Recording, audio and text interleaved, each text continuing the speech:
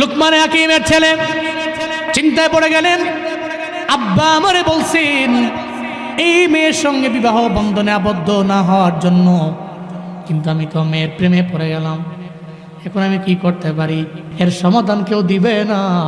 একজন মুরব্বী আঙ্কেল তো আছে, এই মুরব্বী তো জীবনে কোনোদিন আমার খারাপ চায় না।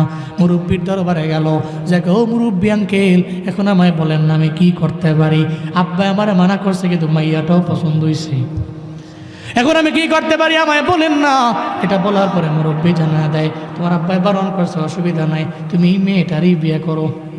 তোমার চোখের মধ্যে ঘুম দেখা যায়, তুমি ক্লান্ত, তুমি অবসাদগ্রস্ত হয়ে গেছো, তোমার বডিতে ঘুম চলে আসছে, এখনই তুমি এখানে ঘুমায়া পড়ো।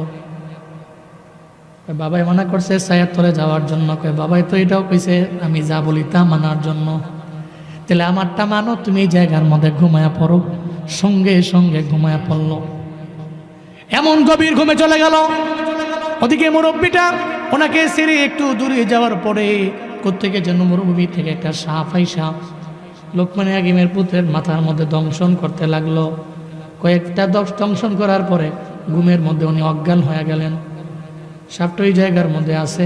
মুরব্বী দৌড়ে আইসা দেখে লোকমান হাকিমের ছেলে, আমি তো তার আয়না এখানে বসাইলাম, কিন্তু এই ছেলের মাথার মধ্যে সাপ দংশন করলো, সে ঘুমের মধ্যে অজ্ঞান হয়ে পড়লো।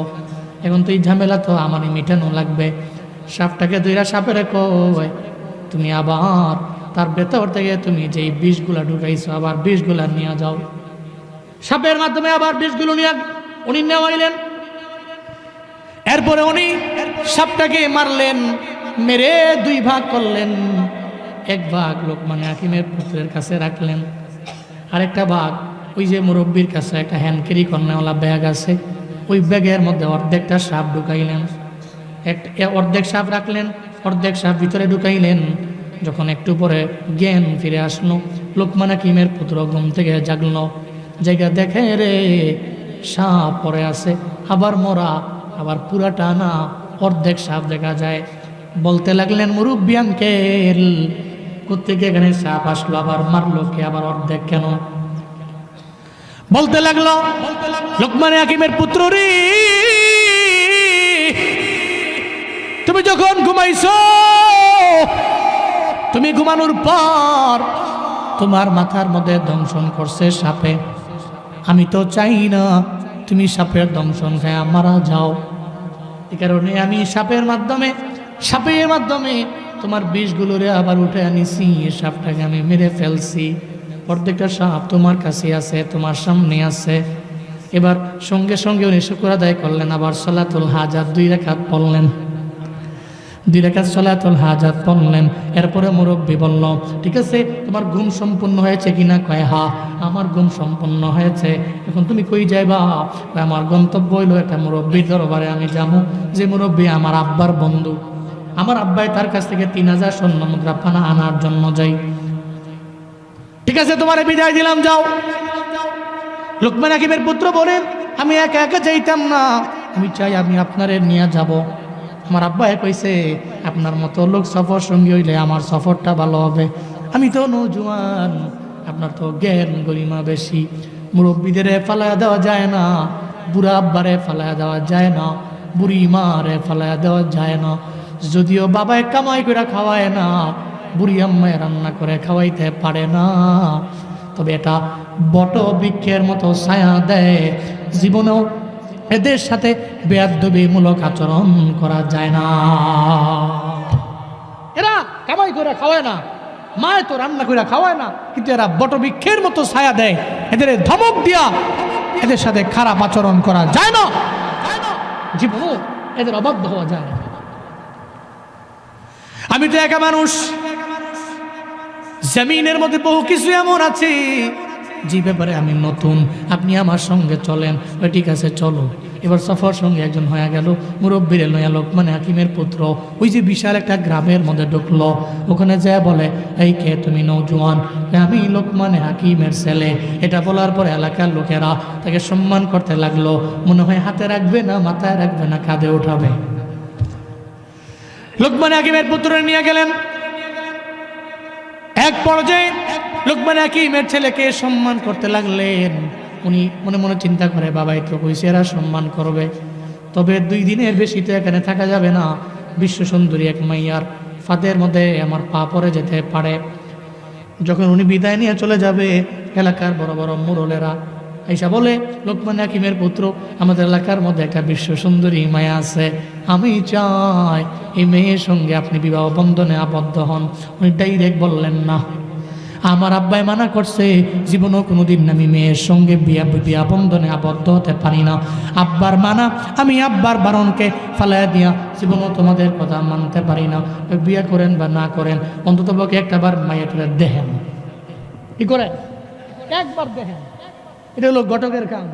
ঘটকের কথা হইলো যেমন খালি সাইডটা থেকে এক করো খালি করলে তো লুঙ্গি একটা খারা, টেয়াও খারা, ছাতিও খারা, ঠিক কিনা বলেন?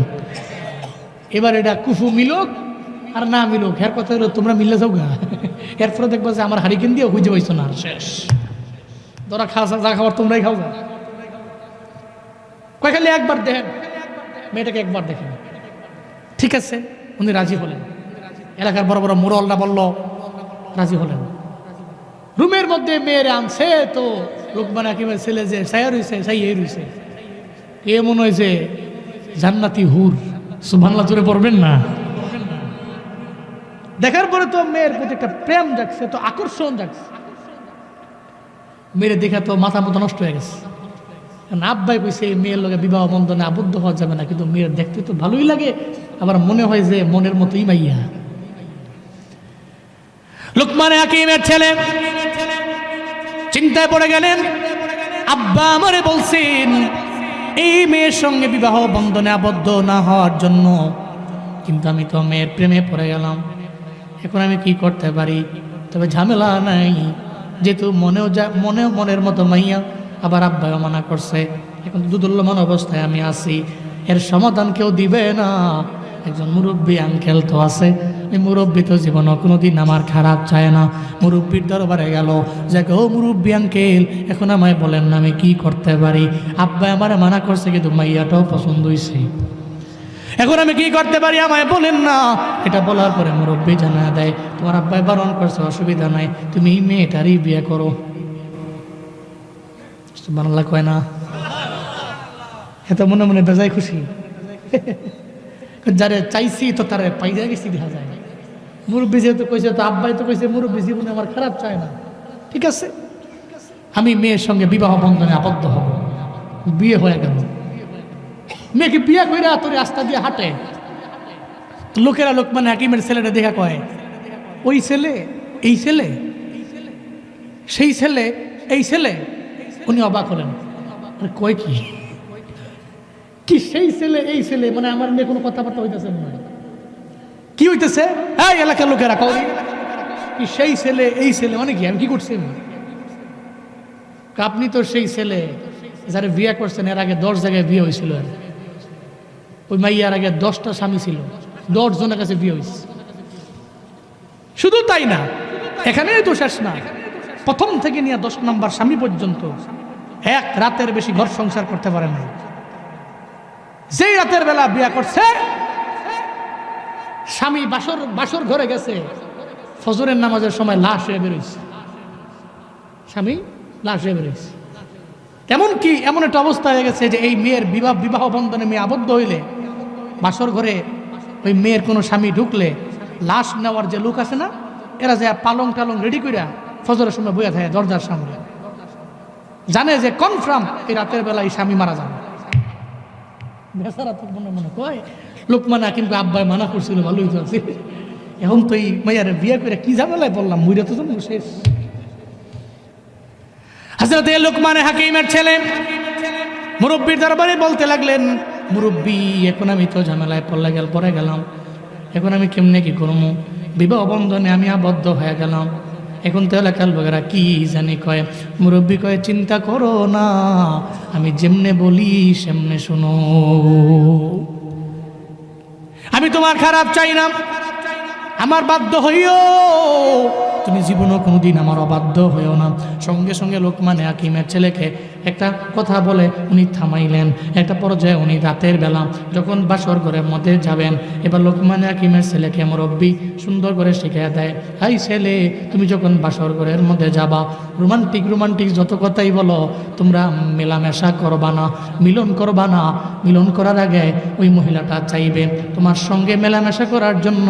তুমি করার আগে দৌড়ে বের হয়ে আসবা, হাতের মধ্যে একটা পানি ভর্তি লোটা নিয়ে নিবা, পানি ভর্তি তুমি একটা বদনা নিবা, এটা নিয়ে আমার দরবারে আসবা।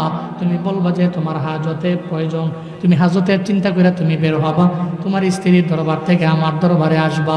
আমার দরবারে আসার পরে এরপরে তুমি তোমার হাজত পূরণ করবা, তুমি ওই বদনাটা আমার কাছে দিয়ে যাবা। বাহ, সুবহানাল্লাহ, জোরে কয় না? ওই বদনাটা তুমি নিয়ে যাবা। ওই বদনাটা নিয়ে যাওয়ার পরে আবার তুমি ওখানে গিয়ে মেলামেশা করতে পারবা না। ওই বদনাটার মধ্যে তুমি একটা কাজ করতে বলবা, সেটা হলো তুমি মেয়েকে বলবা, এই মেয়ে, তুমি যদি আমার সঙ্গে রাতের বেলা মেলামেশা করবার চাও, তাহলে এই জায়গার মধ্যে তোমার বদনার মধ্যে প্রস্রাব করা লাগবে। কি করা লাগবে? প্রস্রাব করা লাগবে। যদি প্রস্রাব না করে তাহলে তোমরা কোনো মেলামেশার কাজে যাবা না। যে প্রস্রাব করার পরে ওই পানিটা এক জায়গায় রেখে দিবা, বদনার মধ্যে ঢাইকা দিয়ে এক পাশে তুমি রাখবা। এরপরে ফজরের নামাজের সময় আমার দরবারে নিয়ে আসবা। উনি তো খালি অবাক হয়, কিরে মুরব্বী আমারে কি কয়, জীবনে যা শুনি নেই, পড়া যাবে কি মারহাবা।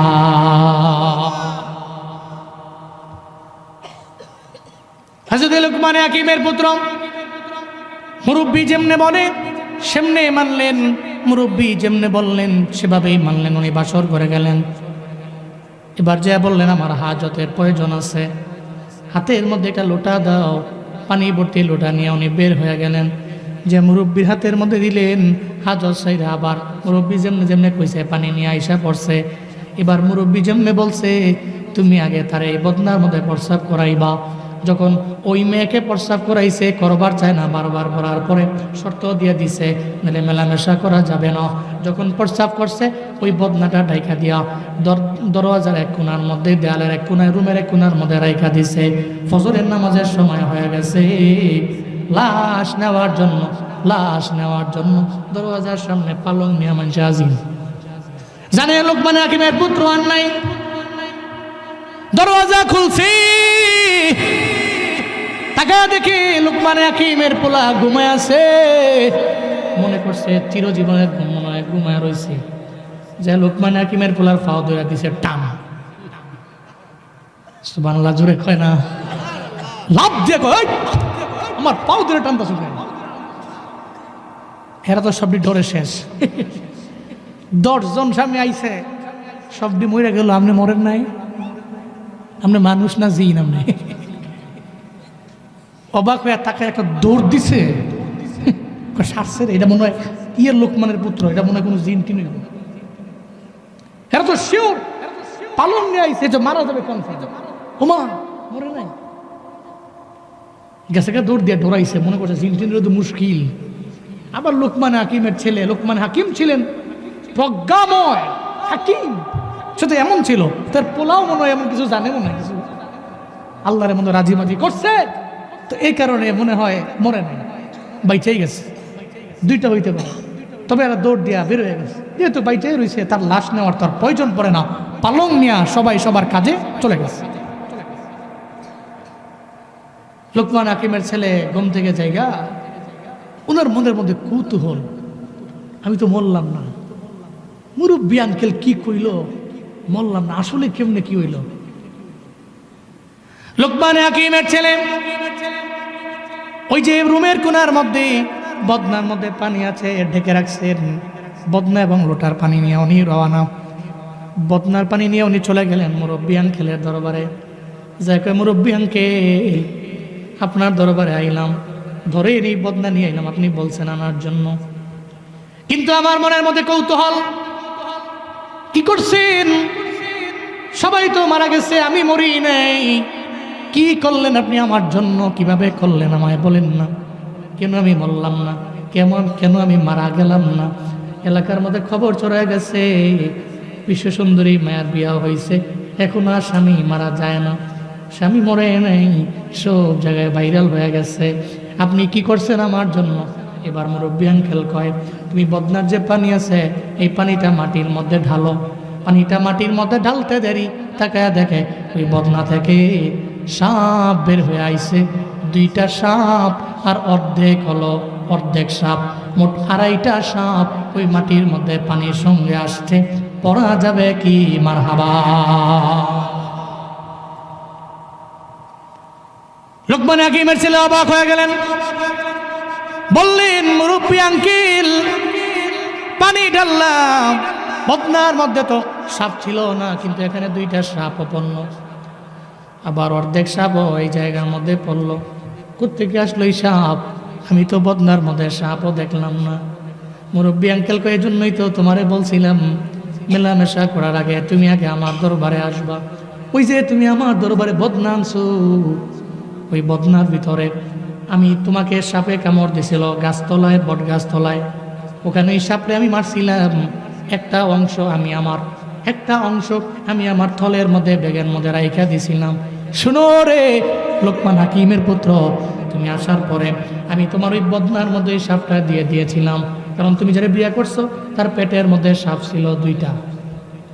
কয়টা? 2টা সাপ ছিল। কোন স্বামী গেলে 10টা স্বামী যখন ওরা বাসর ঘরের মধ্যে মেলামেশা করতে যাইতো, ওই স্বামীরে দংশন করে মেরে ফেলতো ওই সাপে। এভাবে এক এক করে 10 জন মারা গেছে। তুমি তো লোকমান হাকিমের পুত্র, তুমি তো মরতে পারো না, মারা যেতে পারো না, আবার এভাবে মরতে পারো না। আমি তো তোমার একজন গার্ডিয়ান আছি, মুরব্বী আছি, আল্লাহ আমার জানা দিছে রে, এই কারণে আমি মরা সাপটা দিলাম। তুমি যখন তারা যায় বললা প্রস্রাব করার জন্য, ওই জায়গার মধ্যে অর্ধেক সাপটা দেখার পরে পেটের ভেতর থেকে 2টা সাপ সাপের আকর্ষণে বেরোয় চলে আসলো। তুমি রাইখা দিছো, এখন আমার দরবারে নিয়ে আইছো। সবাই মেলামেশা করছে, তো মরে গেছে, তুমি করছো তো তুমি মরো নাই, কারণ পেটের মধ্যে সাপ নাই। চিল্লা পড়া যাবে কি মারহাবা।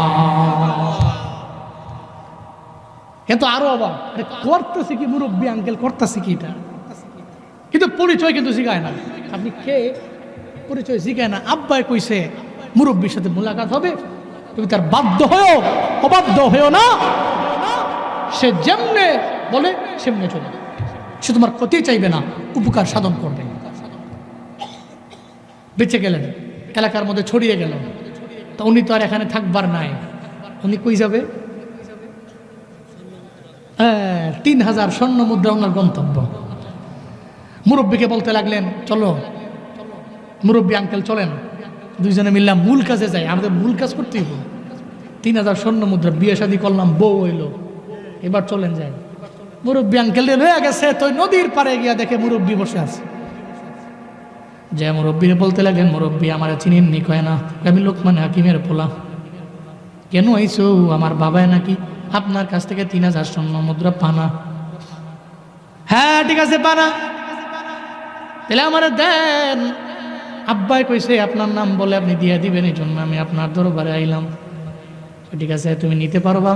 আমার কাছ থেকে কেউ ঋণ নিতে হলে আমি কাউরে টাকা দেই, স্বর্ণ মুদ্রা দেই, শর্ত হইল রাতের বেলা আমার সঙ্গে 1 রাত থাকা লাগবে, আমার বাড়ির মধ্যে 1 রাত তোমার থাকা লাগবে। যদি তুমি থাকো, সকালবেলা যাওয়ার সময় তুমি স্বর্ণ মুদ্রা বুঝা লইয়া যাও। স্বর্ণ মুদ্রা তুমি বুঝাই পাইবা, বুঝাই তুমি নিতে পারবা। চিন্তায় পড়ে গেল। আব্বাই কইছে দিনের বেলা ফিরতে হবে, রাতের বেলা থাকলে মরণ হইয়া লাশ ফিরে আসবে, জীবন নিয়ে ফিরে আসা যাবে না। আবার তো চিন্তায় পড়ে গেলেন, কিন্তু মনে করলেন সঙ্গে তো মুরব্বী আছি, মুরব্বীরে জিগাই দেখি মুরব্বী কি বলে। উনি তো আমার উপকার কম করলো না। মুরব্বীরে বলতে লাগলেন, আঙ্কেল এখন আমি কি করতে পারি আমায় বলেন না। এখন তো আমি ঝামেলায় পড়ে গেলাম, স্বর্ণ মুদ্রা আমার লাগবে, আবার সেও বলতেছে রাতেও থাকা লাগবে, রাতে থাকলে আবার মরণও হবে। এটা তো আমার আব্বাই বলল। কয় কোনো চিন্তা করো না, কোনো চিন্তা করো না, কোনো টেনশন নাই, চলো আজকে রাতের বেলা 2 জনে মিললে আমরা থাকবো। চিল্লা পড়া যাবে কি মারহাবা। ঠিক আছে মুরব্বী মানলাম, আজকে তোমার বাড়িতে থাকবো। রাতের বেলা থাকবো, দিনের বেলা তুমি দিয়ে দিবা, স্বর্ণ মুদ্রা নিয়ে বাড়ির মধ্যে চলে যাব। ঠিক আছে, মানলাম, রাতের বেলা থাকো। তার আবার কাজ ছিল কেমন, সে ছিল একজন জালেম। সে মানুষের কাছ থেকে টাকা নিয়ে আইনা আনলে টাকা আর ফেরত দিত না, উল্টা তারে মেরে ফেলতো। জমিনের মধ্যে এমন আছে, ওই ঋণ দেওয়ান আর হুইরা যাওয়ান এটাই সমান। নিছে বন্ধু ঝামেলায় পড়ে গেছে, 5,000 টাকা দেওয়া খালি, বহুত ঝামেলায় পড়ছে। এমন ভাবে কইছে তো বেচারায় মানাও করতে পারে না, দিছে। 5-6 বছর লাগে খালি ঘুরাইছে। একটা পর্যায়ে বন্ধু কয়, তোর লাভ সরম নাই, তুই কেমনি চা আসি দেখা, 5 বছর হয়ে গেছে গা। তো হ্যাঁ, চিন্তা করে থাক, আর আমার যখন সরম নাই তো থাক, আমি আর চাইও লাভ নাই। এরপরে নিয়ত করছে জীবনে কোনোদিন কাইন্দে কাইতে মরে গেলেও 500 টাকা কেউ দিতাম না। ঠিক কিনা বলেন? এজন্য মানুষের কিন্তু এখন খরচ দেয় না, ঋণ দেয় না। আপনি যাবেন, ভাই ঝামেলায় পড়ছি, আমার 1,000 টাকা দেন, নাই ভাই অত পকেটের টিহাটা জ্বলতাছে, শার্টটাও পড়ছে সাদা নেই, 1,000 টাকা পকেটে রাখছে না, জ্বলতাছে, নাই নাই জানবে কেন? কয় তোমার ঋণ দিয়ে আমার 10 জোড়া জুতা ক্ষয় করে লাভ নাই তো, এমনি আছি, ভালো আছি, বহুত ভালো আছি। ঠিক কিনা বলেন? তো সে ছিল জালেম, মানুষের কাছ থেকে টাকা নিত তো ফিরে দিত না। সমুদ্রের মাঝে ও একটা বাড়ি করছে, 2 তলা। ওই তলা, ওই যে জালেম লোকমান হাকিমের এক সময়ের বন্ধু ছিল, তো সে বাড়ি করছে 2 তলা। যখনই তার কাছ থেকে যেই টাকা বানান তার দরবারে আসে, আসলে সে তাদেরকে বলে যে রাতের বেলা থাকতে হবে। তো সমুদ্রে এমন এক জায়গার মধ্যে তার বাড়ি, নিচতলার মধ্যে সে করে জায়গা দেয়। তো এরা তো নতুন নতুন গেছে, অবস্থাও বুঝে না, হালচালও বুঝে না। সমুদ্রের পানি জোয়ার ভাটার কারণে একটা পর্যায়ে রাতের বেলা অনেক পানি চলে আসে, তো তারা ঘুমায় থাকে, আর পানিতে পানি পান করতে করতে একটা পর্যায়ে তারা মইরা যায়, পানিতে চুবায় ডুবায় মরে না। তো সমুদ্রে পানি আসে, তো ঢেউয়ে নিচতলার লোকেরা মইরা যায়, কিন্তু সে তো নিচতলা থাকে না, ও 2 তলায় থাকে। তো যারাই আসে তারাই মইরা যায়। সকালবেলা সে লাশগুলোকে নদীর পানিতে, সমুদ্রের পানিতে ভাসায় দেয়। এটা ছিল তার কাজ। সে ছিল জালেম, তবে সে চক্রান্ত করেছে অনেক বেশি। একটা পর্যায়ে ঝামেলায় পড়ে গেছে। কোথায় বলে না, চুরের 10 দিন। ঠিক কিনা বলেন? চুরের 10 দিন তো গৃহস্থের 1 দিন। তুমি বারবার চক্রান্ত করেছো, আল্লাহ তো একদিন পরিকল্পনা করবে। আল্লাহর পরিকল্পনা এত মহান, তোমার চক্রান্ত আল্লাহর পরিকল্পনার মাধ্যমে নস্যাৎ হয়ে যাবে। وَمَكَرُوا وَمَكَرَ اللَّهُ وَاللَّهُ خَيْرُ الْمَاكِرِينَ। চিল্লা জোরে করে পড়েন আল্লাহু আকবার। আল্লাহ পাক বলেন, তারা চক্রান্ত করে, আল্লাহ পরিকল্পনা করেন। আল্লাহু খায়রুল মাকিরিন, আমার আল্লাহর চাইতে উত্তম সর্বোত্তম পরিকল্পনাকারী এই জমিনের মধ্যে কোনো মানুষ হতে পারে না। আল্লাহর চাইতে বড় পরিকল্পনাকারী কেউ নাই। সঙ্গে সঙ্গে এবার বলতে লাগলেন, আঙ্কেল চলেন তাহলে আমরা থাকি, তাহলে নিচতলায় আমরা থাকবো। নিচতলার মধ্যে নিয়ে যারা জায়গা দিয়ে দিল, চিন্তা হলো রাতের বেলা পানির মাধ্যমে এরা মারাই যাবে, আর সকালবেলা 3000 স্বর্ণ মুদ্রাও দেওয়া লাগবে না, এদের লাহাসগুলা নদীর মধ্যে বাসায় দিব। মুরব্বী আঙ্কেল সহ লোকমান হাকিমের ছেলের নিচতলায় যখন শোয়াইল, লোকমান হাকিমের পোলা ঘুমায় গেছে, মুরব্বীর ঘুম আসে না। মুরব্বীর ঘুম আসে না। মুরব্বী কয় মনে মনে, কোন একটা ঝামেলা আছে, কোন একটা ঝামেলা আছে। সে উপরতলায় চলে গেল, নিচতলায় আমরা রেখা গেল। উনি চিন্তায় পড়ে গেলেন। সঙ্গে সঙ্গে লোকমান হাকিমের ছেলেরে ঘুম থেকে জাগাইলেন, বললেন, এই ছেলে, এখনই তুমি ঘুম থেকে জায়গা 2 রাকাত সালাতুল হাজাত পড়ে না, প্রয়োজনের নামাজ তুমি পড়ো 2 রাকাত। 2 রাকাত নামাজ পড়লেন। এরপরে বললেন, আমরা চাই না এই বিল্ডিং এর মধ্যে আমরা থাকতে চাই না, এই দালানের মধ্যে আমরা থাকবো না, নিচতলায় থাকবো না, চলো আমরা উপরে গিয়া থাকি। লোকমান হাকিমের ছেলেকে মুরব্বী আঙ্কেল সঙ্গে করে উপরে চলে গেলেন। উপরে রুম ছিল 2টা, অথবা ফ্ল্যাট ছিল 2টা। একই ইউনিটে 2টা ফ্ল্যাট আছে। একটা ফ্ল্যাটের মধ্যে 1 ভাই, আর একটাতে আরেক ভাই, একটাতে বাবায় থাকে আর একটাতে পোলায় থাকে, এমন আছে না নাই?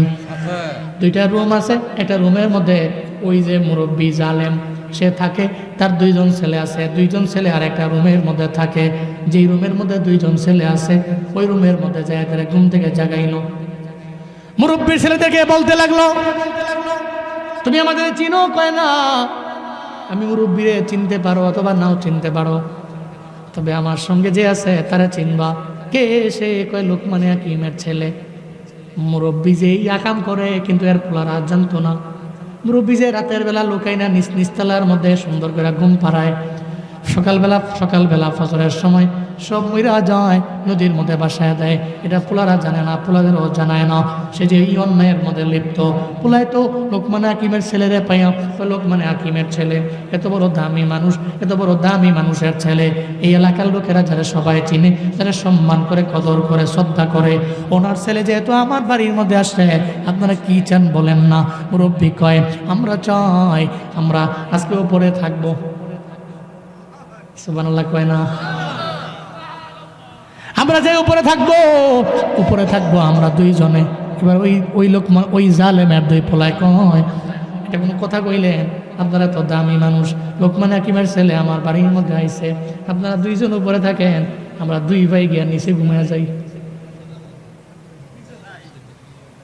তো 2 জনে উপরে শোয়া, 2 ভাই গিয়া নিচে ঘুমায় পড়ছে। নিচে ঘুমায় পড়ছে তো রাতের বেলা সমুদ্রের ঢেউ এসা পানি বইরা, তো প্রথম তারা তো ডুবাইয়া করে মেরে নিয়েছে। 2 ভাই তো মরে গেছে। লোকমান হাকিমের ছেলে আর মুরব্বী আঙ্কেল তো উপরে। এরা কি মরছে না বাইচা আছে? বাইচা আছে। সকাল হয়ে গেছে, তো ওই মুরব্বী জালেম বেরোইছে। সবসময় যেভাবে করে সেভাবেই করতে লাগলো। চিন্তা করলো, প্রথমত সে তার কাজে ছিল যে লোকগুলো নিচে ঘুমায় এদের লাশগুলো সুন্দর করে নদীতে ভাসায় দেওয়া লাগবে। তো পোলার আবার দেখে লাগলে ঝামেলা, তো পোলাদের রুমে গিয়ে তালা মারছে। বলো তো রুমের মধ্যে পোলারা আছে না লোকমান হাকিমের পোলা আছে? সে তো জানে, তো ছেলেরা ঘুমায় রয়েছে, তালা মারছে। মাইরা নিচে গেছে, নিচে গিয়া দেখে মইরা হ্যাঁ 2 জন পোলা ভেটকে রয়েছে। হায় হায়, কি করলাম কি পোলাটি মরে গেল, 2টা ছেলে তো মরে গেছে। হ্যাঁ, জালেম তো জুলুম করতে করতে একটা পর্যায়ে এমন অবস্থায় যায়, আল্লাহ কয় তোরে ধরি না, তোরে যখন ধরি আমি আল্লাহ ছাড়ি না। জালেম তো এবার তো কাঁদতেছে, কপালে হাত দিয়ে থাপড়ে দিচ্ছে। হায় হায়, 2টা ফুলে মরে গেছে। দৌড়ে গেছে উপরে যা তালা খুলছে, খুললা দেখে এরা 2 জন কি সুন্দর ঘুমাইতেছে। খেলা কার? কাদের কুদরতদারি বরকামাল আনতা রব্বি আনতা হাসবিদুল জালাল তুহি কাদের জলিলুল্লাহ জাহাদার বহরহালে তুহি মেরা নগাহদার। আইসা থেকে লোকমান হাকিমের পুত্র জীবিত, আবার সঙ্গে মুরব্বীটাও আছে। 2 জনকে দেখার পরে কয়, এই তোমরা মরলা না? আমার পোলারা মরে গেল। আমরা রাতের বেলা আমরা উপরে এসে ঘুমাইলাম, মরবো কেন? নিচে তো যারা থাকে তারা তো মরে না। না, মরে গেছে। আমি তো এতদিন পর্যন্ত যাই করলাম, এখন তো তোমাদের কাছে ধরা খাইয়াই গেলাম। লোকমান হাকিমের পুত্রের সামনে মুরব্বী আঙ্কেল কয়, চিন্তা নাই, হাই জালেম মুরব্বী লোকমান হাকিম তোমার দরবার থেকে 3000 স্বর্ণ মুদ্রা পানা, পোলাও 2 জনে যাইছ, এখন স্বর্ণ মুদ্রা দাও। তোমার খেলা তো শেষ না, তোমার খেলা তো জমিনে শেষ, কিন্তু আল্লাহর তো খেলা শুরু হয়ে গেছে। তোমার তো চক্রান্ত জমিনের মধ্যে শেষ হয়ে গেছে।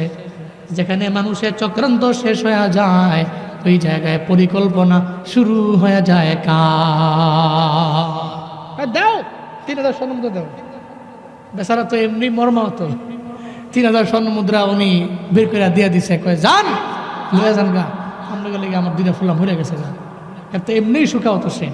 3000 স্বর্ণ মুদ্রা লইয়া মুরব্বী আঙ্কেল আর লোকমান হাকিমের ছেলে যখন যায়, যাওয়ার পথে কয়, মুরব্বী আঙ্কেল আপনি আমার যেটু উপকার করছেন, ধরেন এই 3000 স্বর্ণ মুদ্রা আপনি নিয়ে যান গা। সুবহানাল্লাহ, জুড়ে পড়বেন না। শুরু থেকে নিয়ে যে উপকার হেরে করছে, 3000 স্বর্ণ মুদ্রা কেন, আরো বেশি স্বর্ণ মুদ্রা পাওয়ার হকদার সে। তো 3000 স্বর্ণ মুদ্রা করে ধরেন আমি পাইছি আলহামদুলিল্লাহ, তবে এটা আপনি মনে হয় বেশি হকদার, এটা আপনি লইয়া যান না। এবার ওই মুরব্বী কয় না, স্বর্ণ মুদ্রা লাগবে না, তুমি লইয়া যাও। অবাক তো, কি কয়, হের বল টেহা লাগতো না, স্বর্ণ মুদ্রাও লাগতো না। অন্তত পক্ষে 1500 নেন, আপনি 1500, আমি 1500, অর্ধেক অর্ধেক করে নিই, কেন লাগতো না, আমার কোনো স্বর্ণ মুদ্রা লাগবে না। তুমি লোকমানে হাকিমের দরবারে যাও, লোকমানে হাকিমের দরবারে যাইয়া লোকমানে হাকিম তোমার বাবার দরবারে বলবা, উনি যেন আমার জন্য রবের দরবারে দোয়া কইরা দেয়। চিল্লা পড়া যাবে কি মারহাবা। তোমার বাবা আল্লাহর দরবারে এত দামি হয়ে গেছে রে, আল্লাহর দরবারে এত পরিমাণে দামি হয়ে গেছে, তোমার বাবারে বলবা আল্লাহর দরবারে দোয়া করার জন্য। আমি তোমাকে সাপোর্ট দিয়ে দিলাম, প্রোটোকল দিয়ে দিলাম, তোমার নিরাপত্তা দিলাম, এখন আমার বিদায় দেও। লোকমান হাকিমের ছেলে, তুমি এবার চলে যাও, তুমি এবার চলে যাও। যাওয়ার পথে যখন লোকমান হাকিমের ছেলে চিন্তা করলো, এতক্ষণ যাই করলাম, মুরব্বীর পরিচয়টা তো নেওয়া দরকার। বলতে লাগলেন, মুরব্বী আঙ্কেল, আপনার তারিফ কি, আপনার পরিচয় কি, আপনার পরিচয় আমার দেন, যদি জীবনে কোনোদিন আবার মোলাকাত হয়ে যায় পরিচয়টা দিয়ে যান। এত বড় সফরের মধ্যে আপনি আমার সফর সঙ্গী হয়ে রইলেন, কিছু নিলেন না, বিনিময়ে দোয়া করতে বললেন। সঙ্গে সঙ্গে জানা দেয় আমি জমিনের কোনো ব্যক্তি না, জমিনের কোনো বান্দা না। তুমি যে সলাতুল হাজাতের নামাজ পড়া ঘর থেকে তুমি বের হইছিলা, আল্লাহ পাক তোমার নামাজ এত পরিমাণে কবুল করে নিছে রে। আল্লাহ পাক আসমান থেকে তোমার সেফটির জন্য, তোমার প্রটোকলের জন্য, তোমাকে নিরাপত্তা দেওয়ার জন্য একজন ফেরেশতা আমাকে মানব রূপে জমিনের মধ্যে পাঠিয়ে দিয়েছে। আমি আল্লাহর ফেরেশতা। চিল্লা পড়া যাবে কি আল্লাহু আকবার? আরো জোরে চিল্লা আল্লাহু আকবার। আমি তো জমিনের কেউ না, আমি তো মালাইকাতুল্লাহ, আমি তো আল্লাহর একজন ফেরেশতা।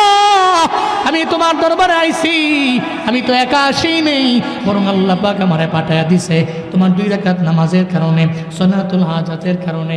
আল্লাহ আমারে পাঠায়া দিছে তোমারে প্রটোকল দেওয়ার জন্য, তোমারে সেফটি দেওয়ার জন্য, তোমার প্রটোকল নিরাপত্তা ব্যবস্থা জোরদার করার জন্য আল্লাহ স্বয়ং আমারে পাঠায়া দিছে।